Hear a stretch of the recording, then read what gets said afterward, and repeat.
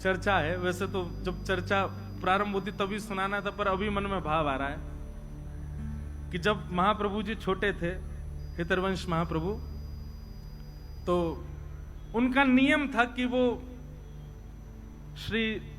उनके पिताजी श्री व्यास मिश्र जी, उनके अर्चा के ठाकुर जी थे श्री राधा मोहन जी। हरिवंश महाप्रभु ने 3 ठाकुरों की सेवा की है, श्री राधा मोहन जी, नवरंगी लाल जी और श्री राधा वल्लभ लाल जी। तो इनके पिताजी के ठाकुर जी थे श्री राधा मोहन लाल जी। हरिवंश महाप्रभु छोटे से थे तो अपने पिताजी की सेवा देखते रहते थे, और जैसे ही ठाकुर जी की अर्चना होती सबसे पहले हाथ बढ़ाते, बोले कि प्यास लगती तो चरणामृत ही पीते, पानी नहीं पीते थे, जल नहीं, चरणामृत पीते थे। भूख लगती तो मैया से कहते जल्दी भोग लगाओ, मुझको भूख लगी है। मैया कहती तू खा ले कुछ, बोले नहीं पहले भोग लगाओ। किशोरी जी ठाकुर जी भोग पालेंगे तभी पाऊंगा, नहीं तो भूखो रहूंगा। एक ऐसी लीला चर्चा सुनाई जाती बड़ी मधुर कि एक बार छोटे से हैं हरिवंश जी, रात्रि में बहुत जोर की भूख लगी और महाराज उठ करके बैठ गए, रोने लगे जोर जोर से। रोते रोते मैया से कहे, बोले मैया मुझको भूख लगी, कछु पवाओ। पिताजी मुझको भूख लगी, कुछ खिलाओ। जैसे आजकल के बालों को कुछ भी दे दें तो ऐसे ही कुछ ले आए, बोले लो खा लो। बोले नहीं पहले भोग लगाओ।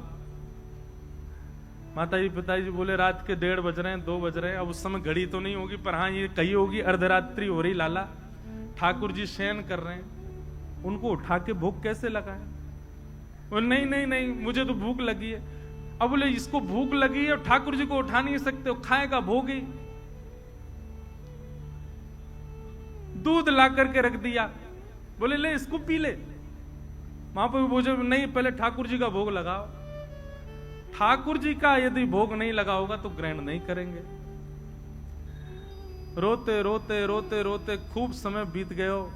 पिताजी माताजी भी परेशान, बोले सोनी नहीं दे रहा, क्या करें, खा कुछ रहा नहीं है, पी कुछ रहा नहीं है, भोग लगा के ही पाएगो। आहा, महाराज श्री हरिवंश जी की रुदन सुनकर के सेज पर पौड़े भय ठाकुर जी उठ गए और उठ करके श्री जी को उठा रहे, बोले श्री जी उठो, सेवा के राधा मोहन जी। श्री जी बोली क्या हुआ, अभी तो उठवे को समय ना है भयो, अभी तो भोर ना भई, अभी तो मंगला को समय ना भयो, आप काय को उठाए रहे हो। बोले रुदन ना सुन रही, हरिवंश बालक रो रहे हो बहुत जोर से। श्री जी बोली काय को रो रहे हैं हरिवंश जी। बोले भूख लगी है। अब वाको तो नियम है, वो तो हमारो ही शीत प्रसादी पावे, हमारो ही चरणामृत ग्रहण करे, हमारो ही चरणोदक प्राप्त करे, वाके अलावा तो कुछ लेवे ना। अब रात्रि में बालक छोटो भूख लगी आई है। ठाकुर जी किशोरी जी बोली अब क्या करें, अभी तो मंगला में समय है, लेकिन समय तक यदि प्रतीक्षा करी तो बेचारो प्यासो बालक कितनो रोवेगो। सो ठाकुर जी सेज से उतरे और अपनी झारी, जल पीवे वाली झारी, वही से ही किशोरी जी को कही कि पाम लटका लो नीचे। किशोरी जी पाम लटका के बैठ गई ठाकुर जी, और ठाकुर जी अपनी झारी जीते ही अपने चरणन को धो रहे हैं, स्वयं ही अपनो चरणामृत प्रदान कर रहे हैं, स्वयं ही अपनो चरणामृत निकाल रहे हैं। पास में बंटा भोग रखो। ठाकुर जी गए, बंटा भोग उठा के लाए, खोल करके किशोरी जी के मुख में पवायो और स्वयं पायो, वाको भोग निकाल करके सामने धर दियो। आज ठाकुर जी और किशोरी जी ने अपने आप ही श्रृंगार कर लिया, अपने आप ही एक दूसरे को सुंदर भाव सजा करके और सेज पे ही दोनों बैठ गए। 3 साढ़े 3 बजे जो समय हो तो सुबह मंगला करवे को श्री व्यास मिश्र जी तुरंत गए मंदिर में जाकर के कपाट खोले, और जैसे कपाट खोल करके देखी तो कहा पाए, और ठाकुर जी तो बैठे हुए हैं, अपने आप ही टेढ़ों से श्रृंगार कर लिया है, यहाँ तक कुंडल भी उतर रहे हैं, थोड़े थोड़े वस्त्र भी उधरे उधरे से दिख रहे हैं। और तभी कहा देखो नीचे पात्र में चरणामृत भी रखो है, चरणोदल भी कर दियो है, और पास में बंटा जी भी खुले हुए हैं, दोनों की दतुइयां लगी हुई हैं, नेक नेक पाए लियो है। आहा, ये दृश्य देख करके व्यास मिश्र जी तो आनंदित हो गए। तुरंत गए और जाकर के चरणामृत और भोग ले जाकर के हरिवंश बालक को प्रदान किए। तुरंत पा लियो, पा करके बालक तो सो गयो, लेकिन माता पिता दोनों नेत्र सजल और ठाकुर जी को देख रहे हैं कि हम तो विचार कर रहे हैं ठाकुर जी को कैसे उठाएं, पर हरिवंश जी को रुदन सुनकर के ठाकुर जी स्वयं उठ गए, स्वयं अपनो चरणामृत निकाल लियो, स्वयं अपनो श्रृंगार कर लियो, स्वयं भोग लगा के और स्वयं तैयार है के सेज पर विराजमान है गए। वादना श्रृंगार नहीं भयो, वादना मंगला आरती ना भई। बोले क्यों? आज ठाकुर जी ने अपनी मंगला खुद ही कर ली है। क्यों? हरिवंश जी को भूख लगी। किस लिए? क्योंकि उनका नियम है कि वो ठाकुर जी के प्रसाद के अलावा कुछ नहीं पाते। इसीलिए श्री भक्तमाल जी में कह रहे हैं, सर्वस महाप्रसाद प्रसिद्ध ताके अधिकारी। महाप्रसाद की महिमा। मैं तो ये बात कहता हूं कथा में, आप एक नियम लोग नियम कौन से धारण करते हैं जिससे उनको पुण्य प्राप्त हो? नियम ऐसे धारण करो जैसे ठाकुर जी प्राप्त हो। नियम ऐसे धारण करो जैसे ठाकुर जी लीला करें। अब वो नियम भी हम बता दें तो फिर नियम का बात अपने आप ढूंढो। ऐसा का नियम करें जैसे ठाकुर जी प्राप्त हो। महाप्रसाद पावे को एक नियम ये श्री महाप्रभु जी से आप सब सीख सकते हैं। क्या? आज के बाद जो ठाकुर जी को अर्पित नहीं है उस वस्तु को लेना ही नहीं है, ग्रहण ही नहीं करना है। चाहे भूखे रहे आएंगे, चाहे प्यासे रहे आएंगे, पर जो ठाकुर जी को भोग ना लगाई गई हो, जो ठाकुर जी को ना पधराई गई हो, ऐसी वस्तु को अस्वीकार करो। ये नियम आप धारण कर लो। श्री महाप्रभु जी से यही सीख लो, उसी की कृपा से ठाकुर जी प्रकट हो जाएंगे। तो विधि निषेध नहीं दास अनन्य उत्कट व्रतधारी। व्यास सुवन पथ अनुसरे सोई भले पहचानिए। श्री हरिवंश गुसाई भजन की रीत सकृत को जानिए। ऐसे श्री हितरवंश महाप्रभु, उनको हम बारंबार प्रणाम करते हैं और उनके मंगल चरित्र को जितना यथामति रसिक जनों की कृपा, संत जनों की कृपा से श्री राधा सरस बिहारी जी के चरणों में अर्पित करते हैं। ध्यान पूर्वक सब लोग सुनिएगा।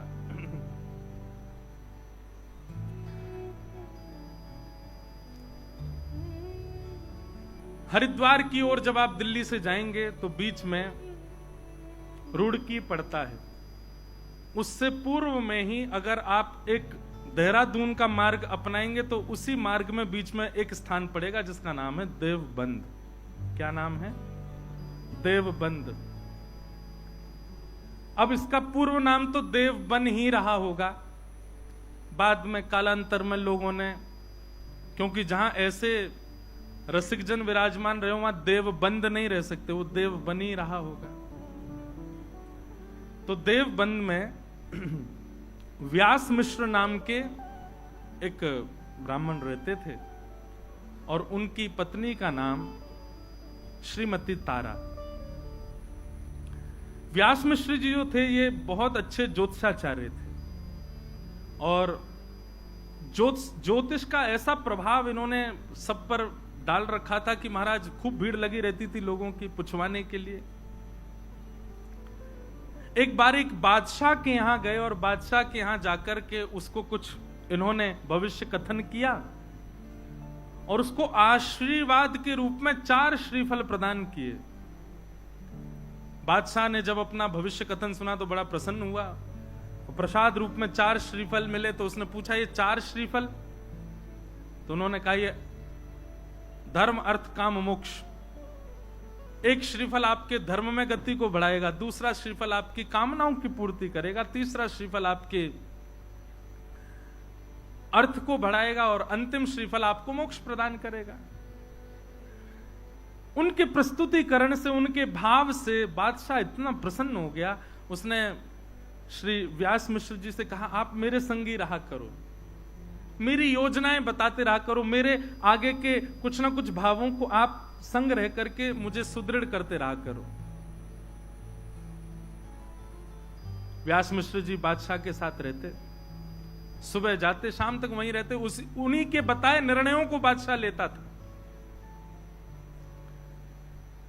व्यास मिश्र जी के बड़े भाई श्री नृसिंह आश्रम जी महाराज ये सन्यासी थे। एक बार आप वृंदावन जा रहे थे और बीच में ही देवबंद पड़ा, तो जैसे ही आप देवबंद से निकले तो अनेक भक्तजनों ने जाकर के स्वागत सत्कार किया, उनसे कहा कि महाराज आपके छोटे भाई भी यहां रहते हैं, एक रात्रि यहां विश्राम कर लीजिए। बहुत ध्यानपूर्वक सुनिएगा। नरसिंह आश्रम जी बहुत सबके याचना करने पर रुक गए।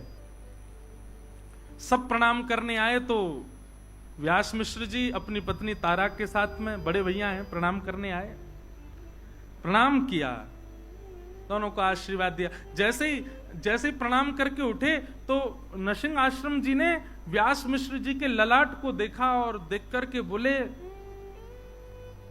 चिंता की रेखाएं दिख रही हैं, बहुत चिंतित लग रहे हो आप, क्या बात है?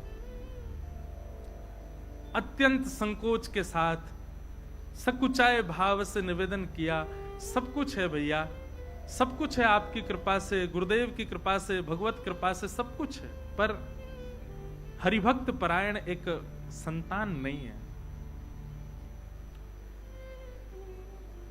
नरसिंह आश्रम जी हंसने लगे, बोले तुम पूरी दुनिया का भविष्य बताए फिरते हो, अपना भविष्य नहीं देख पा रहे।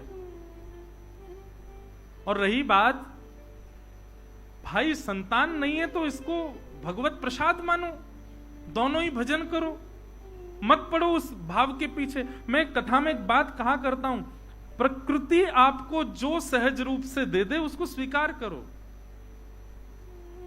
प्रकृति ने आपके लिए जिस भाव को नहीं रखा उसके पीछे मत भागो, चाहे वो संतान हो, चाहे वो ब्याह हो, चाहे वो कोई भी संबंध क्यों ना हो, संसार की कोई वस्तु क्यों ना हो।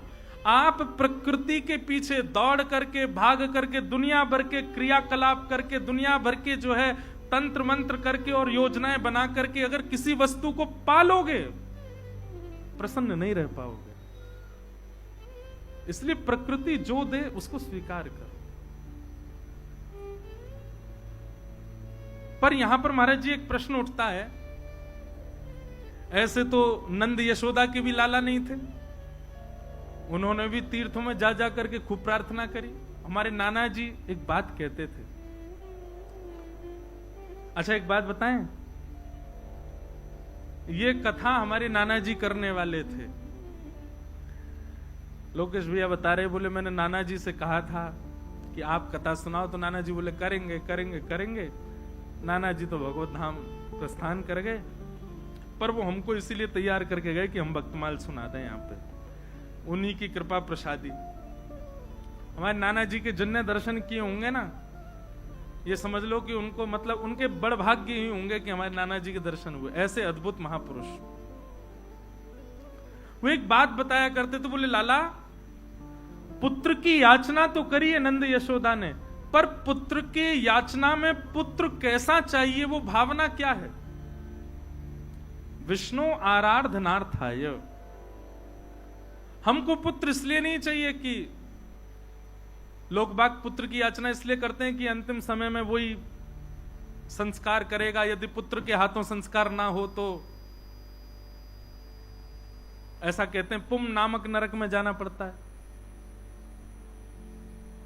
लेकिन महाराज आजकल के पुत्र जैसे हो रहे हैं, ऐसे पुत्रों से संस्कार करके तो निश्चित जाना पड़ेगा।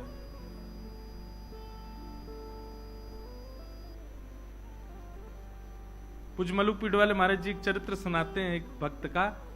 वो कुंज बिहारी लाल जी को ही अपना पुत्र मानते थे और कहते थे मेरा कुंजो बेटा, कुंजो बेटा, कुंजो बेटा कह करके। अब देखो बात तो कोई भी कह लेगा, मेरे ठाकुर जी, मेरे लाल जी, मेरे सखा हैं, मेरे पुत्र हैं, पर मानते कितना हो? कहने की बात है कि भाई प्रकृति जो दे उसको स्वीकार करो, जो ना दे उसके लिए ज्यादा प्रयास मत करो। लेकिन फिर भी प्रयास करना है तो याद रहे ठाकुर जी को वचन देना कि नाथ मुझे ये वस्तु दे दो, मैं आपको वचन देता हूं आपके चरणों में ही अर्पित रहेगी, तो वो वस्तु मिल जाएगी। और वही भाव रखा। नरसिंहदेव जी के चरणों में सबने प्रणाम करते हुए कहा व्यास मिश्र जी ने कि हमें एक पुत्र की प्राप्ति हो, भगवत परायण पुत्र हो, भक्ति परायण पुत्र हो। तो नृसिंह आश्रम जी बोले कि तुम सबका भविष्य देखते हो, अपना भविष्य नहीं देख पाए, और मुझे तो दिख रहा है कि तुम्हारे संतान का योग नहीं है। अब तक तो व्यास मिश्र जी बोल रहे थे, लेकिन तारा माँ ने थोड़ी सी प्रार्थना करते हुए हाथ जोड़ के कहा, बोले भगवान, यदि सब विधि का विधान है, सब पूर्व से ही नियोजित है, तो फिर आप जैसे संतों के पीछे इतनी भीड़ क्यों लगी रहती है? आप जैसे संतों को इतना लोग प्रणाम क्यों करते हैं? आप जैसे भक्त, आप जैसे संत, इनकी महिमा क्यों है? जब सब विधि से ही होना है तो फिर संतों को, भक्तों को, वैष्णवों को प्रणाम करना बंद कर देना चाहिए। तो हम तो प्रणाम इसीलिए करते हैं सब सुखद हो जीवन में। और जब सब विधि पर ही आश्रित है तो फिर भक्त, वैष्णव, संतों के चरण रज की क्या महिमा रह गई? तारा जी की ये बात नृसिंह आश्रम जी के चित्त को लगी। बहुत सावधानी, सब लोग इधर देखो, पीछे वाले भी, सब लोग भाव से कथा सुनो। तारा जी की ये बात नृसिंह आश्रम जी को चित्त में लगी कि भाई, प्रश्न भगवान पर उठे तो कोई बात नहीं, पर भक्ति पर उठ गया है, भक्त पर उठ गया है। एकांत में बैठ करके नृसिंह आश्रम जी ने चिंतन किया, ठाकुर जी से प्रार्थना करी, भगवान आप पर प्रश्न नहीं उठाए, वैष्णवों पर प्रश्न उठाए, भक्तों पर प्रश्न उठाए, भक्ति पर प्रश्न उठाए, कुछ कृपा करो। ठाकुर जी प्रसन्न मुद्रा में नृसिंह आश्रम जी के चित्त में आ गए और आकर के अपनी वंशी को ही दिखाने लगे और मानो आज्ञा करने लगे, जाओ अपने भैया से कह दो, छोटे भाई से, निश्चिंत हो जाए। मेरी अधरामृत का निरंतर रसपान करने वाली, अत्यंत रस से सराबोर, और पूरी दुनिया तो केवल और केवल मेरा प्रसाद पाती है, पर मेरा स्वच्छंद अधरामृत जिसने जीवन भर पाया, ऐसी वंशी ही उनके कुल में पुत्र बन करके आएगी। लेकिन याद रहे, वो भक्त परायण, भक्ति परायण और भक्ति की धारा प्रवाह करने वाला बालक होगा। कोई वंश परंपरा और कोई अपने वंश वृद्धि या फिर धन वृद्धि आदि इन सब भावनाओं से पुत्र की याचना ना रखे। भक्ति का वर्धन करने वाला पुत्र उनके कुल में होगा, मेरी वंशी ही पुत्र बन करके आएगी, आज्ञा कर दीजिए। नृसिंह आश्रम जी व्यास मिश्र जी के पास गए और हृदय से लगाते हुए कहा, ठाकुर जी ने आज्ञा की है, चिंता मत करो, आपके घर ठाकुर जी की वंशी ही पुत्र रूप धारण करके आएगी, पर भक्ति वर्धन करने वाली यही भावना उसके चित्त में होगी, वो भक्ति का वर्धन करने वाला बालक होगा। कुछ समय बीता और तारा मैया के गर्भ में भक्तराज श्री हरिवंश जी आए। महाराज जी, इतना सुंदर वर्णन है चरित्र में कि जैसे वो कहते हैं, जा दिन से हरि गर्भ ही आए। हमने कौशल्या मैया के बारे में सुना है, हमने देवकी मैया के बारे में सुना। जब से ठाकुर जी गर्भ में आए तब से मैया को अच्छा अच्छा अनुभव होने लगा, सुंदर सुंदर भाव होने लगा। पर यहां पर कितना सुंदर भाव बताया कि जब से श्री हरिवंश महाप्रभु तारा मैया के गर्भ में पधारे, तब से तारा मैया को वृंदावन की स्मृति होती है। रात्रि में सोते सोते मानो उठ के बैठ जाती हैं, श्री वृंदावन, श्री वृंदावन, श्री वृंदावन, श्री वृंदावन, श्री वृंदावन। व्यास मिश्र जी उठ के बैठ जाते, देवी क्या हुआ? बोले, कैसी सघन कुंज है ना, कैसी लता द्रुम है ना, कैसी सुंदर कलकल करती यमुना जी बह रही है ना, कैसा सुंदर गिरिराज पर्वत है, मानो ब्रज की स्मृति हो रही है।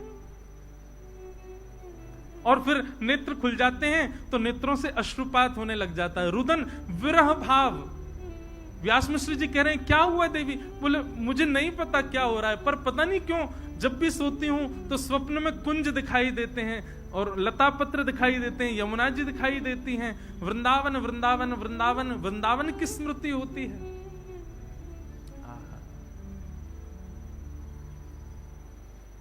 ऐसो श्री वृंदावन। अब तो वो रोज व्यास मिश्र जी से कहती हैं कि आप एक बार हमको वृंदावन ले चलो। व्यास मिश्र जी बोले, ठीक है, मैं राजा से बात करूंगा, अवकाश मिलेगा तो चलेंगे।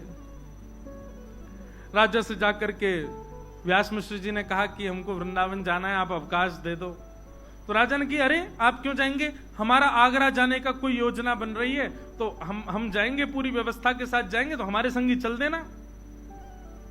अब राजा की बात वो तो कल पे टालते जाएं, कल चलेंगे कल चलेंगे कल चलेंगे, करते करते करते महाराज महीनों बीत गए।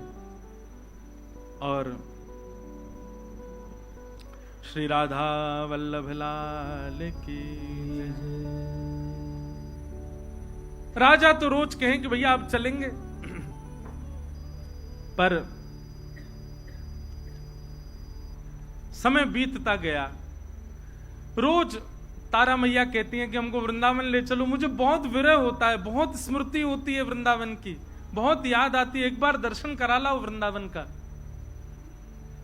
जब अंतिम माह चल रहा था, बस अब प्रकट होने ही वाला है बालक, उस स्थिति में मां आ चुकी हैं, तब राजा आकर के कहता है व्यास मुझसे, बोले हमारी आगरा की योजना बन गई है, चलो।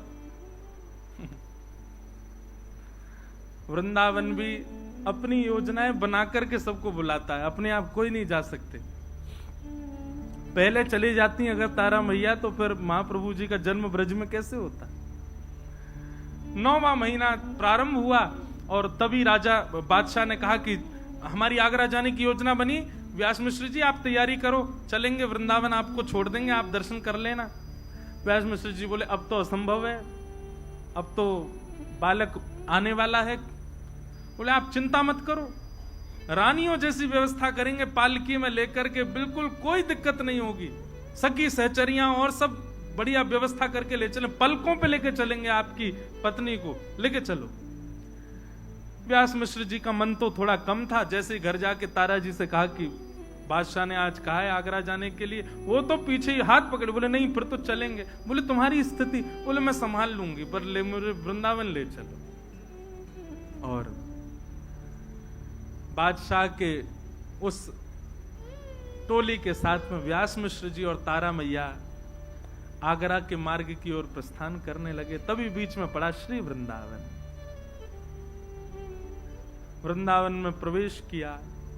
बंधुओं, ये उस समय का वृंदावन है जब वृंदावन में ठाकुर जी प्रकट रूप से कहीं विद्यमान नहीं थे। केवल और केवल यमुना जी, व्रज की कुंज लता, ब्रजरज, गोवर्धन नाथ जी, केवल यही हैं, और कोई ज्यादा मंदिर आदि कुछ थे नहीं वृंदावन में। भोर के समय गए, वृंदावन में प्रवेश करते ही रोंगटे खड़े होने लगे, नेत्र सजल होने लगे। ये स्थिति व्यास मिश्र जी ने कभी देखी नहीं तारा मैया की। यमुना जी में जाकर, यमुना जी के पुलिन पर जाकर के बैठी, मानो घंटों तक यमुना जी को निहार रही हैं। लता पत्रों को स्पर्श करती हैं तो मानो ऐसा लगता है इनसे कोई संबंध है। अब ये सब भावना मैया की नहीं है, गर्भ में बैठे बालक की है। वो ठाकुर जी के संग में रही वंशी, उसको एक एक भाव पता है, वो सब जानती है, कहां यमुना जी, कैसी ब्रजरज, कौन से वृक्ष, कौन सी लता गुर्म, कौन सी कुंज में कौन सी लीला, वो सब स्मृतियां हो रही हैं। सायकालीन समय हो गया, वृंदावन को प्रणाम करके और पुनः आगरा के मार्ग की ओर जैसे प्रस्थान करने लगे। अब वृंदावन से ज्यों ज्यों दूर जामे, त्यों त्यों तारा मैया का विरह बढ़े।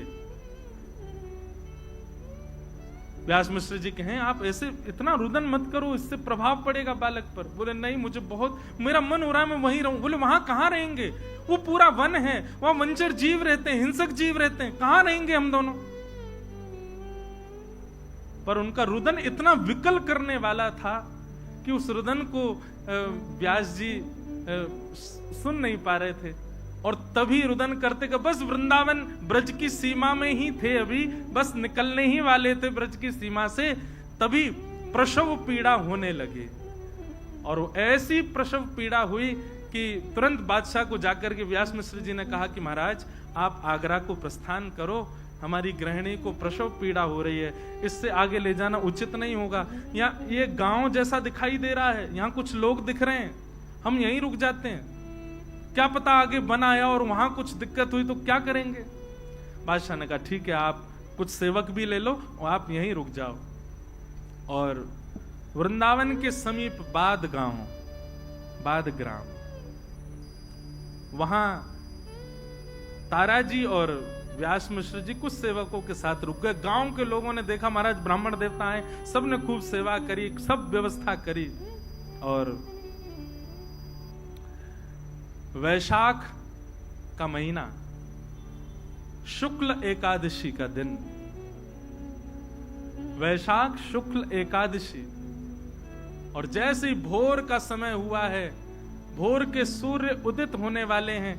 यहां तो पृथ्वी पर सूर्य उदित हुए हैं और वहां तारा मैया की कोख से हमारे ब्रजमंडल के निधि श्री राधा वल्लभ लाल जी को विराजमान करने वाले परम वैष्णव, परम भक्त शिरोमणि श्री हितहरवंश महाप्रभु जी का प्रादुर्भाव हुआ। बधाई हो, बधाई हो, बधाई हो, बधाई हो, बधाई हो, बधाई हो।